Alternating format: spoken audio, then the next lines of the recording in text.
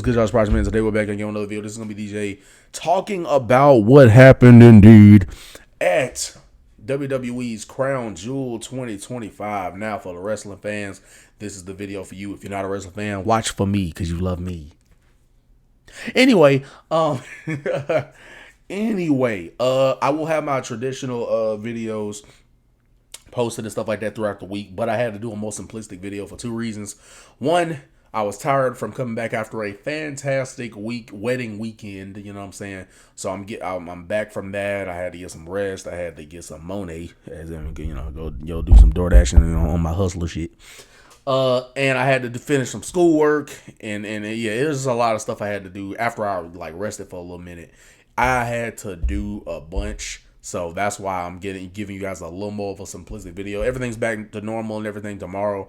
But on this Sunday, we will be talking about what happened at, like I said, WWE's Crown Jewel, because I didn't get to make my review of it and what I thought of it. So I'm going to tell you what the match was, a spot or two that happened, and just kind of what I thought about it, and whether or not we was right on our predictions. So let's go down the line.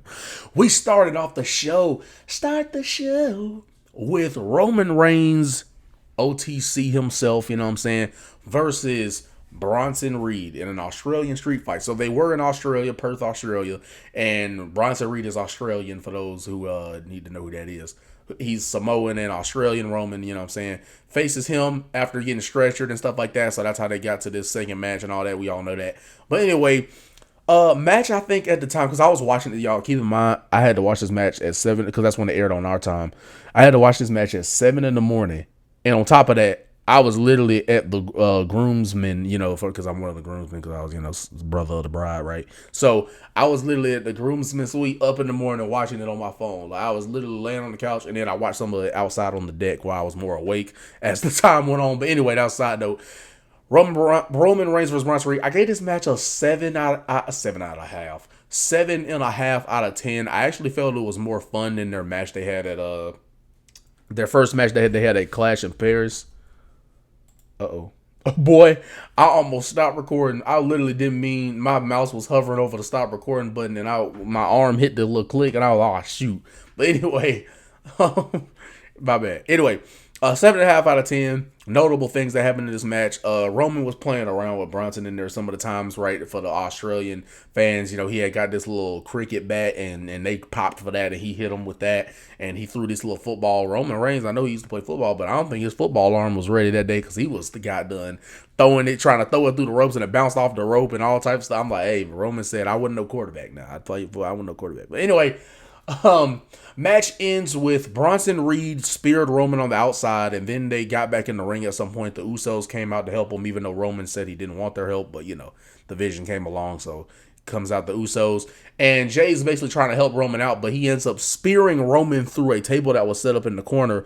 Inadvertently, or didn't mean to, type of thing, whatever. Spears Roman through the table. And Jimmy is already, he got speared through the barricade. Was it a spear, or was it it was either a spear or Bronson jumped some type of way on top of Jimmy. I forgot if that's what happened. He jumped on top of him some type of way where they went through the barricade. I think that's what it was. I don't think it was a spear. Anyway, Jimmy spears Roman by mistake through the table, which leads to Braun Breaker coming back into the ring to spear Jey Uso. And that left them with the finish being Bronson Reed. After Roman got speared through the table, I think he hit a tsunami, his splash off the top rope for the 1, 2, 3. So by this point, I was 1-0 in predictions. And like I said, match I gave a 7.5 out of 10. And after the match, Roman said, he literally said, I think he said, I love you guys, but, we're going to have to get this right. Because, basically saying that when I was in control, everything was running smoothly type shit. You know what I'm saying? So I think Roman said something like, it's funny because he probably ain't joking, because Roman I think he said something like, I think he was like, oh, I ain't seeing y'all till Christmas or something like that, or December. I think he said something like that, when the match was over. And it's like, I could believe it, Roman's the special attraction, so he be gone every now and then, he be gone from time to time. Not to say he don't do no work, but he be gone from time to time from the company, so I could actually believe exactly what he said. But anyway, Roman got up out of there. He walked out. Jay walks out with him, leaving Jimmy the only one in the ring. So this continues to forward the story. of whatchamacallit, it continues to forward the story of what's up? Yeah. Oh.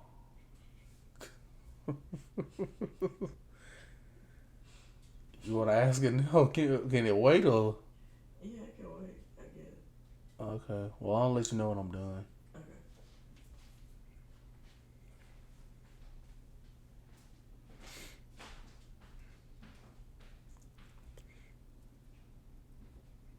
My bad. I'm going to cut that out. Yeah, yeah. No, I'll just send it to my phone. Okay, I'll send it back to you. Know how we do.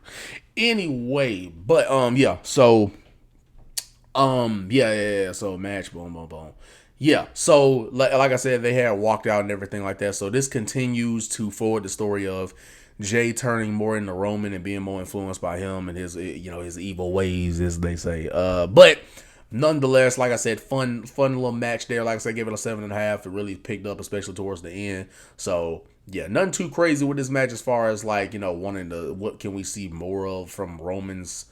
Well, I guess Roman against Bronson. Roman against Braun Breaker would be next, maybe I would think, because they kind of telling that story how like Roman had to face, or Roman now has to face essentially the henchmen and the lackeys before getting to the guy he really wants, which is Seth. Just like how everybody had to do that with Roman when he was with the Bloodline, they had to face the Usos and Solo and all them. So it's almost like a full circle moment. But anyway, Bronson Reed has pinned Roman Reigns. Now, I don't know what they're going to do with Bronson Reed. That's obviously the biggest win of his career. I mean, Roman freaking Reigns, face of the company, most dominant champion, fourth longest reigning champion in history. Like, I don't know if they're really going to, I don't know how, because we know Bronson Reed is not going to be elevated as like the future of the WWE nearly as much as Braun Breaker, who they're putting as their next, face of the company, their next Cody, their next Roman, their next John Cena, their next Rock, Stone Cold, Hulk Hogan, however far you want to go back. Roman, they're preparing Braun Breaker as the next face of the company. So I don't know how much they're going to really take it, even though there was technically help involved with Jay spearing him. Fact remains that Bronson Reed is one of the few people who's pinned Roman Reigns since WrestleMania 40, right? Or I think he's the only person to pin Roman since WrestleMania 40. Yeah, since he lost the title at WrestleMania 40, I think he's the only. I think he's the first person to pin Roman since Cody beat him at WrestleMania 40. So massive win for Bronson Reed. I don't know how they're going to capitalize on it, but hopefully they do, because that is a massive freaking victory that even Braun Breaker, the guy they're really going to position as face company, like he don't even got that to his name. So hopefully they really do something with Bronson to make that win really count, and that equity really take into full effect. But anyway, next match I think was, if I'm getting the order on this right, I think it actually was Stephanie Vaquer versus Tiffany Stratton for the Crown Jewel Women's Championship. So you had your Women's World Champion and Stephanie, your WWE Women's Champion and Tiffany. And this match felt quick. It felt like they really, this match literally probably is and felt like they said, give it the best you have within 10 minutes. That's what this match felt like, because they, got into the wrestling and stuff like that. They hit their moves, and Tiffany, I think, was going to hit her moonsault. The match ended with Tiffany going to hit her moonsault. I think it got blocked or something like that, or she missed her or something. And Tiffany hit a move on her, I think, after that. Or she hit a move on her. I don't know when all this happened. I forget. I know the finish, but I forgot the lead up. But it ends with Stephanie doing her, I don't even know what they call. They don't even know what to call it. She hits her like a. How do you explain this? It's like she stands to where she's in the corner turnbuckle, and it's where she's facing the audience, where like her opponent's on the ground, but Stephanie is facing outward where she's looking at the crowd, and she basically jumps backwards and does like 2 revolutions, like twisting that way and then twisting that way again, to where she lands on her stomach, which lands on Tiffany, which that looks stiff the way she landed on Tiffany. Some people are calling it a spiral tap or like a reverse spiral tap, the move that AJ used to hit as his finish in TNA. I don't know what it is, but anyway, she hit that. Still looks good and looks brutal. Hell of a move that she hits there, and that ends it for the 1, 2, 3. You know what I'm saying? But anyway, match. I think I gave this like a 7. I gave this a full on 7 because it literally was literally a situation. It literally was literally, what the fuck does that even mean? It was a situation where I think they literally were told, hey, you got like 10 to 12 minutes to do your best stuff. Because that's literally what this match felt like. It felt like they got their best stuff in and got out. Like, as in, no long build up, no long amount of selling or anything like that, no gradually building to a finish. It literally felt like, okay, we're going to do some wrestling, and then we're going to hit some moves. Then we're going to hit our best moves. Like, all right, we're going to hit moves, hit the best stuff we got, and then the finish. That's what this match felt like, and that's what it was. So 7 out of 10, solid match. Nothing too crazy, nothing that I would be like in a rush to watch back, but still good stuff nonetheless. And Tiffany Tiffany Stratton actually was undefeated before this. Tiffany Stratton actually was undefeated. What am I saying? Undefeated in the year of 2025. So this was her first loss. One as the WWE Women's Champion and two in the year of 2025. So we knew that Tiffany had, and she lost clean. That's crazy. Not to say that they would have done anything like because nobody in this is known for cheating. So not that you would have expected that, but it's just crazy because, like, we aren't right, they're the champion, right? So you kind of would think they had to protect him in some kind of way. But yeah, they had Stephanie beat her clean. This was Stephanie's first match as Women's World Champion, so it made sense that she had to win this because as a newly crowned champion in the debut ESPN WrestlePalooza, snoozer to some people, but anyway, yeah, she had to win the first match as Women's World Champion and as one of their new top females in the company. So it makes sense that she would get this win, and because Tiffany, despite the title reign being she's still been winning a lot. So, she was able to take the loss here. We were, by this point, 2-0 or 2-0 on predictions by this point. So we got done killing it. Third match was the best. Man, it's hard to get into this one. I may have took glasses off for that. The best match of the goddamn night, bro. Or boy. For me, best match of the morning. That's more accurate. Best match of the morning was the fifth. I think it's the fifth match. The fifth match between John Cena, one of my childhood favorite wrestler, one of my favorite wrestlers of all time. Only Rock is beating him for that. Stone Cold Stone Cold and Cena are kind of like tied right now for me as far like my favorite, but Rock is obviously number one, but Cena and Stone Cold is kind of tied. But anyway, still a significant major portion childhood of my career and all that major portion of my childhood was watching Cena and him doing his thing and what he's done in his career. So great to see my boy every single time. And it was against AJ Styles, somebody that I was not watching at the time because I just was like doing other stuff. But I did go back when I got back into wrestling. I did watch that rivalry and it was goddamn magic. All their matches were hitting, firing off on all cylinders. Best one was the SummerSlam match. They even had a great match at the Royal Rumble where Cena won his 16-time world champion, and I actually found out in that match they never left the ring. When somebody pointed that out, I remember that day I seen that somebody pointed out, hey, they never left the ring. Like, they never went to the floor. I was like, wow, that's crazy. They were that good with chemistry in the ring to the point where they didn't even need to use steps or like tables. Like stuff you would normally see in a regular match where somebody would get their head banged on the table or thrown into the steps. Like, this is stuff you always see, right? They fight on the floor. And they just said, no, we're just going to have a pure wrestling classic with no extra equipment and all this other stuff. But anyway, beside the point, this match did not have any build. Some could say they can get away with that a little bit because not only are these guys known for having great matches quality-wise, but also AJ is not necessarily known as one of the best promos in wrestling. So maybe they didn't need to have a massive build, or they can get away with not having a massive build. As we know, how we got to this match was whether by powers of the company making it this way on purpose or whether they legit said, you know what, I'm just going to shoot this match out on the internet and Triple H is going to be forced to give it to the fans because that's what they want. And I'm John Cena, right? But they tweeted out that they wanted it, and AJ responded that he was ready to John Cena's tweet initially, and then Triple H said it's official. But anyway, this match I gave a 10 out of 10, bro. It was a 5-star freaking classic. And they went got done crazy. First, they started off with your normal wrestling. Then they got into some of their stuff, right? AJ hits his moves, Cena hits his moves. And then they got into hitting other people's moves. But in some could say, is it a little bit of a cheap pop to use other people's moves like from their past, whether it be Cena's past in WWE, some of AJ hitting some of his guys that he faced in TNA, hitting some of their moves there. But I think it doesn't work if you don't have the equity that these legends have. Like both of these guys are living legends.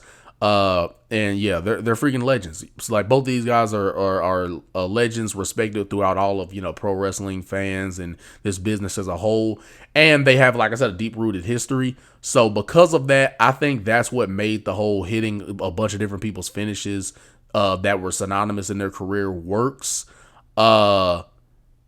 Is that the word, synonymous?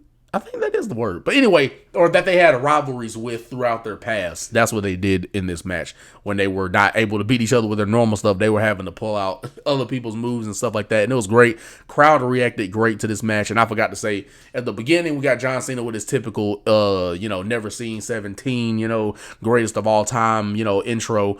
And then they actually did a custom one for AJ Styles. I think they said he was like he was the ace, face that runs the place, the, greatest of all, greatest TNA wrestler of all time, but something like that. And, phenomenal AJ Styles. So they even gave, the leader of the Bullet Club was another thing they said. So they gave him a grandiose entrance too. And I think Cena, he gave the announcer a paper to read off of those things. So these guys, obviously have a lot of respect for each other. It was a face versus face match. AJ even wore his TNA gear, that when he used to wear the shorts and stuff like that in TNA, he wore that for this match he had with John Cena. Like I said, to no surprise, it was a great match. Greater than I thought it would, because I think a lot of us thought it was going to be good, but it ended up being a great match, despite that they're, older and slow, and, they're a little slower and all that. But the match was great. You wouldn't have even thought about their age in this match. That's how well it went. Because they, like I said, some of the moves, I think, I'm not going to get them all. But there was I don't know how that started.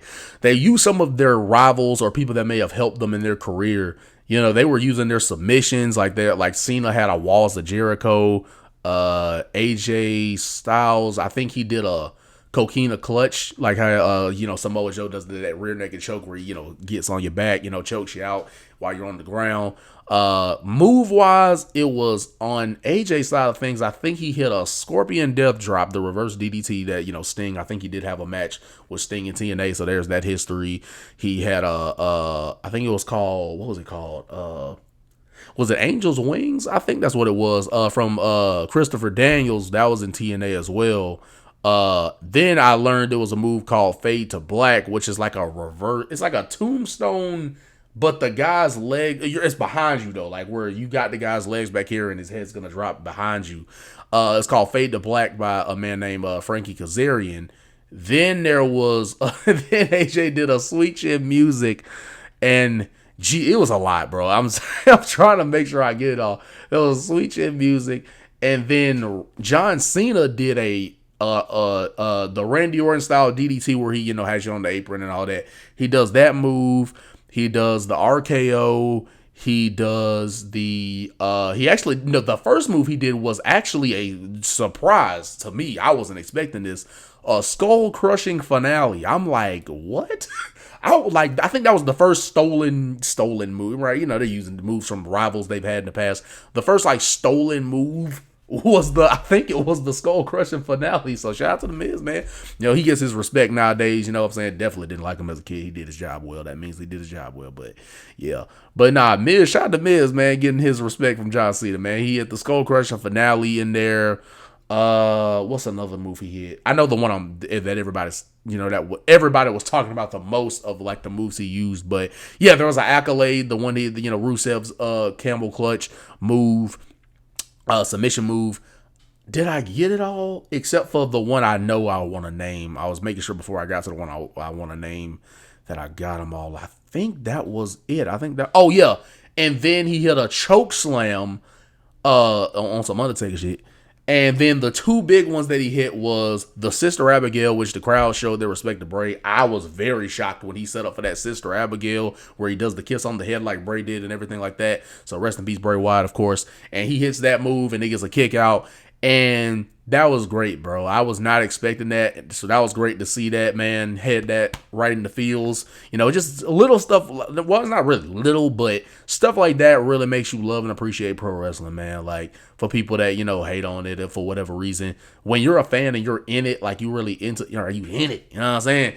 When you into it and you see stuff like that, you like, man, like, that right there is why we love wrestling, bro. Like, getting able to, because I forgot, I wasn't thinking about the fact that, yeah, Bray was a rival, a famous rival that Cena had as well. Like, during that mid 2010s time, that was another rival he had. He had the AJs, he had the Seths, he had the Kevin Owenses, he had the Sammys.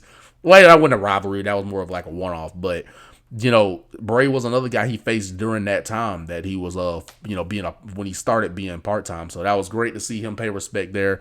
And the finish was another stolen move because they were doing all tight. Like, AJ, I think, hit a phenomenal forearm that got a kick out from Cena. He hit obviously his Styles Clash that got a kick out. He hit a John Cena, like I said, hit a choke slam. He even actually, after the RKO didn't work, bro, this was hilarious. Cena heard because the crowd was like, okay, they're obviously taking different finishers from people throughout the past. So the crowd starts chanting 619, and Cena, you could tell, was communicating to Styles, hey, I'm going for 619, counter it somehow. And he runs to the ropes, and this man Cena said, I do it for the people. That boy Cena really was about to try to hit a 619 for the people. He runs and hits the ropes, and, AJ stops him, I think, with like a kick or like a boot or something like that. But that was crazy. Cena legit was about to go for it. He legit was like hearing the crowd chanting 619 because they're like, hey, do another iconic move that we know that's from another famous wrestler. And so that man went for a 619. I bet you he told AJ, hey, you kick me or something because damn well I ain't hitting no 619 my big ass. So he stopped them from hitting that. In the finish, after, like I said, Cena kicked out of a phenomenal forearm and a Styles Clash. So, and there was a STF applied from Cena. There was a calf crusher applied from AJ Styles. AJ, then he hit Cena's own move on him. And yeah, all of this stuff it was crazy. All this stuff was getting kick outs. I'm surprised this was the main event with the way I'm talking about this. But the match ended with Cena hitting a tombstone power driver on some Undertaker shit. And after he hit that tombstone, and before this, Styles had kicked out of like 2 or 3 AAs, I think. And got hit with a tombstone, did AJ Styles. And right after that tombstone, he hit him with an attitude adjustment for the one. And he even did his old iconic thing where, like, the guy jumps at Cena from the air. Cena catches him, rolls through, and he powers him up for AA. I don't know if Styles countered that earlier when he did that. But anyway, he hit his 5-knuckle shuffle. Like I said, he hit all his moves.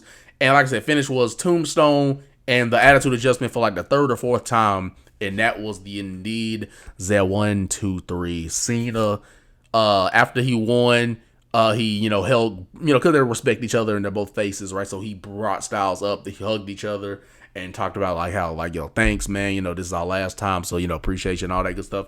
Raised their hands, the crowd loved it. And that's how we finished that 3rd match. Best match of the night, easily, like, not even a doubt. And it's not even just because they hit other guys' finishers and stuff. It's because these legends have that level of superstardom and equity to where that works for that specific match. You can't do this in every match. Even if it's like top guys in the company right now, you can't do that for everybody. Like, where they just steal moves. I think at one point, Cena actually went for a pedigree. I forgot that was another thing. And he almost went for a punt kick after he hit that RKO as well. He also went for a punt kick and that didn't connect. But because he rolled, AJ rolled out of the way. But anyway, these guys definitely went down the nostalgia lane. Like I said, hitting the finishers of icons that they've faced in the past. And that had maybe some way of being an instrumental part of their career and how they are where they are today. So that was just great storytelling from that standpoint. And these guys have the legendary status and equity to where it would make sense for them to do it. Not just doing it for the pop, right? But they actually have that level of equity and relationship with those people to where it makes sense for them to do that in that match. So 5-star match. I mean, some could even say this was probably the greatest match they had, which is wild to say that for their last ever match is their best one. So Yeah, definitely a match of the year contender. If not match of the year, it's in there. It's got to be considered because you talk about memories and how this match was great, memorable. Like I said, 5 out of 5, 10 out of 10 match. If you ask me, best match of the night, no doubt, no cap about that. So great match. Cena's got 4 dates left, so hey man, we're gonna enjoy it while it lasts. You know, I don't think I'm gonna cry, but I definitely will feel the emotions whenever he has his last match at Saturday Night's Main Event in December. I'm gonna be hitting the fields that day, man, because this will be the first megastar I grew up on. Because I kind of grew up on Triple H, but Cena's the first megastar. Like I was like, this is definitely gonna hit me when he retired. Like this is my, a Stone Cold retiring, a Shawn Michaels retiring, right? This will be my first guy I really grew up on like that retiring. That same thing like when Randy Orton or like a CM Punk retires. Those are my guys. That's like a dang. As a kid I was watching these guys and they're retiring. But side note, anyway, then we got to what to me was the worst match of the night. Not because it was bad. They did well.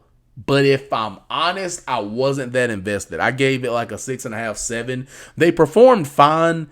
It's just as I was watching it, I gotta admit I was not invested, gang. I ain't gonna lie, I was not invested, gang. Especially after that 5-star classic there, man, with Cena and Styles. I was not invested, bro. I'm sorry.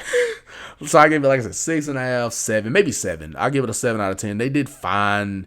Rhea. It was Rhea and Io versus Kairi Sane and Asuka. So it had a story and everything leading up to it, but I gotta be honest, especially after that 10 out of 10 match that AJ and Cena had, I was not invested. So I gave it like 7 out of 10. 6, 7. No, I'm kidding. But yeah, it was fine. It's just I gotta be honest, I was not invested after what I just saw. But they did fine. Match ended with Rhea, I think, hitting the Riptide on Kyrie, and then Io hit a moonsault, and that was the 1, 2, 3, and they celebrating all that good stuff. And obviously, they were in Australia, Rhea Ripley's hometown. She's one of the biggest stars in WWE, so she got a big pop when she got tagged in, all that good stuff. But it just felt not as relevant compared to what the other stuff we saw. But anyway, main event was the WWE champion. Oh, we were 3-0 in predictions when we got to see the AJ, 4-0 in predictions when we got to Rhea and Io versus the Kabuki Warriors of Asuka and Kyrie. Main event was Cody Rhodes, the WWE champion, versus Seth Rollins, the World Heavyweight champion. I'm going to say the two things, and then I'm out of here.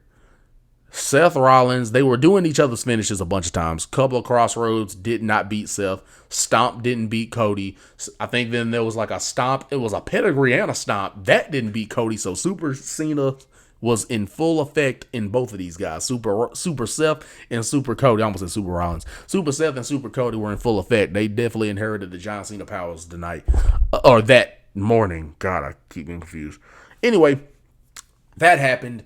Then the two biggest things that happened in this match was Seth hit a coast to coast where it was like a leaping. So coast to coast is when the guy goes from one turnbuckle to the turnbuckle that's right across from it. Like it's like straight across from it. And Seth does the coast to coast, but instead of it doing like where it's usually jump all the way to the other side and deliver a drop kick type of thing, he did it to where he jumped all the way and delivered a headbutt as Cody was like upside down in the turnbuckle. That was actually insane and never seen that move. Talk about create a new move. I've definitely not seen a coast to coast headbutt before, but he hit that move and it did not do the trick. It didn't get the 1, 2, 3. And I think earlier Seth had hit a Crossroads stealing Cody's move. And then there was a Crossroads. Cody hit a cross. I think for the first time in WWE, we've seen this. Cody hit a Crossroads off the top rope. Like not the middle rope, the top rope. And they're in the top rope. He's got Seth. And these guys jumped off, rotated like how the Crossroads does. And it just seemed like they just whammed onto that mat. And even then, when they whammed onto the mat, it's like they momentum because, with the Crossroads, he turns them. So it's like he turns in midair, boom, collides on the mat, and they kind of roll a little more after that. It looked great, impactful, and like it should have got the 1, 2, 3. I'm going to get on to that in a second. But it did not. 1, 2, and a kick out from Seth from a super Crossroads. He already don't, it's almost like he really is the new John Cena because people kick out of that Crossroads like it's nothing. I mean, 2 Crossroads and you're not even convinced it's ending the match. But anyway, They hit that, and the match finish was Seth got the watch that Cody gave him at WrestleMania 40 last year, and I think Cody kicked Seth, and Seth pushes like kind of the ref in some type of way, to make it seem like a mistake. And then as he's about to deliver the crossroads, does Cody. He gets hit with the watch right in the head, and then Seth gets him down and hits a stomp, and then he goes to the second rope, jumps off the second rope, and hits a super stomp for the 1-2-3. Seth Rollins gets the win over Cody finally for the first time in his career, and he did it on his own. He was 0-3 going against Cody. And now he finally got his win over Cody, which he needed to because he's the World Heavyweight Champion. And you need to make the World Heavyweight Champion look more legitimate against their biggest babyface in Cody Rhodes. So he needed to win way more than Cody did since Cody already beat him 3 times.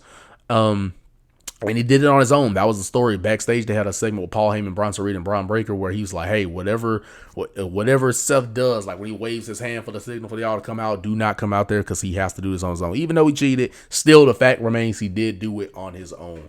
But I gave that match an 8.5. 8.5. It was like kind of mingling between both. Maybe I'm leaning more towards 8.5. Maybe 8.5 out of 10 match. It was great. Like I said, match of the night was Cena versus AJ. And yeah, overall, I give this pay-per-view, I think I'm going to give it a 7.5, close to, it's like on the brink of 8 for me. Like the brink of 8, maybe 7.5, but on the brink of 8 out of 10. I would like to say this was a solid to good show. I guess 7.5 for now, maybe 8, maybe 8. I maybe give it an 8, maybe an 8.